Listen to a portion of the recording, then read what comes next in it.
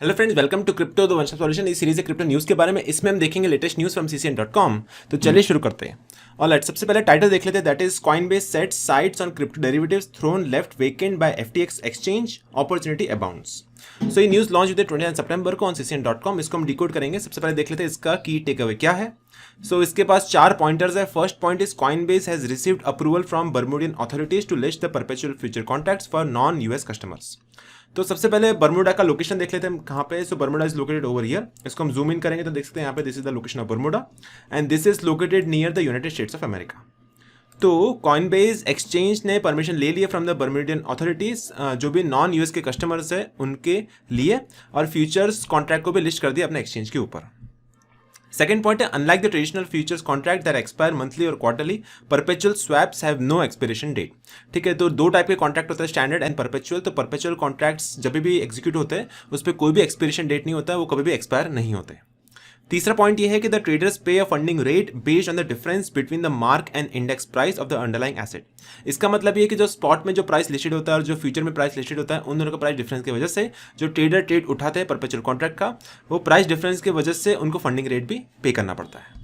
Fourth point है, Binance currently dominates the futures market in terms of trading volume, but the Coinbase exchange also aims to capture a share as well. तो अभी आप देख सकते हैं Binance is number 1 exchange and Coinbase number 2 exchange है। तो Coinbase अभी ये चाहता है कि futures contract, perpetual contract execute कर ले ताकि उनका भी एक अच्छा खासा मार्केट शेयर बन सके इस फील्ड के अंदर। सो बेसिकली कॉइनबेस एक्सचेंज ने परमिशन तो ले ही ली है बर्मुडियन अथॉरिटीज से, लाइसेंस उन्होंने एक्वायर कर लिया है। तो अभी वो स्पॉट एक्सचेंज के अलावा फ्यूचर्स कॉन्ट्रैक्ट को भी रन कर पाएंगे बर्मुडा के अंदर नॉन यूएस कस्टमर्स के लिए। तो सबसे बड़ा फायदा ये होता है कि फ्यूचर्स कॉन्ट्रैक्ट में आप लॉन्ग और शॉर्ट कर सकते हो। दैट मींस अगर आप ट्रेडर हो तो आप अगर प्रेडिक्ट करते हो मार्केट ऊपर जाएगा तो आप लॉन्ग करके पैसा कमा सकते हो, अगर आप प्रेडिक्ट करते हो मार्केट नीचे जाएगा तो आप शॉर्ट करके भी पैसा कमा सकते हो। So in both the ways you can make money by longing the market and shorting the market. If you can predict that you can see the market can go up, तो आप long करके पैसा कमा सकते हो। अगर आप देखते हो कि मार्केट नीचे जाएगा एज पर एनालिसिस, तो आप शॉर्ट करके पैसा कमा सकते हो। दोनों ही केस में पैसा कमा सकते हो using the leverage.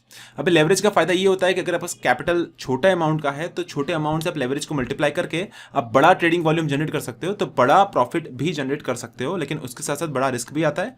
So leverage का फायदा मिलता है और लॉन्ग शॉर्ट करने का आपको फायदा मिलता है ट्रेडिंग के थ्रू। अभी लास्ट ईयर आपको पता ही रहेगा कि FTX एक्सचेंज का कोलैप्स हुआ था, इसके लिए काफी लिक्विडिटी खत्म हो गई थी मार्केट से, काफी हद तक क्रैश आया था बिटकॉइन मार्केट में। तो उसके लिए जो उसका इंपैक्ट है वो अभी तक चल रहा है। ठीक है, so that is one data point.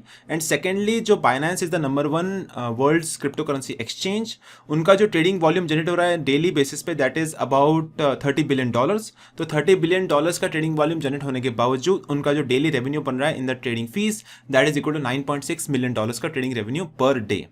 So 30 billion का ट्रेडिंग वॉल्यूम जनरेट कर रहे हैं बाइनेंस एक्सचेंज। ट्रेडर्स पूरी दुनिया में ट्रेड उठा रहे हैं बाइनेंस के ऊपर, उसके लिए उनको जो रेवेन्यू जनरेट हो रहा है that is about $10 million per day, because इतने सारे लोग ट्रेडिंग कर रहे हैं बाइनेंस के ऊपर। तो अभी कॉइनबेस ये भी चाहता है कि उनका जो स्पॉट मार्केट एक्टिविटी है that is $6.2 billion on Coinbase and $1.2 billion का वो कैप्चर करने वाले मार्केट शेयर। हालांकि बाइनेंस नंबर 1 रहेगा and Coinbase is aiming to get second position in this field. So आप देख सकते हैं यहाँ पे Coinbase would be vying for a lesser share in the industry. That means Binance तो नंबर 1 रहने वाला है, बट कॉइनबेस ये चाहता है कि सेकंड रैंक पे वो अपना एक्वायर कर सके पोजीशन को। सो इतनी बुलिश न्यूज आने के बावजूद कॉइनबेस का जो प्राइस है वो बढ़ गया 4.69% से।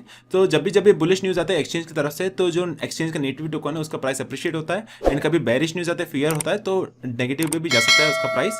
तो बुलिश न्यूज की वजह से जो कॉइनबेस का नेटिव टोकन है दैट इज बेस टोकन, उसका प्राइस भी बढ़ गया था 4.69% से। एंड मुझे उम्मीद है कि आपको वीडियो पसंद आया रहेगा। अगर आपको पसंद आया तो इस वीडियो को लाइक कर दीजिए, शेयर कर दीजिए अपने फ्रेंड्स एंड फैमिली के साथ, एंड सब्सक्राइब करिए इस चैनल को। मैं आपको मिलता हूँ अगले वीडियो में।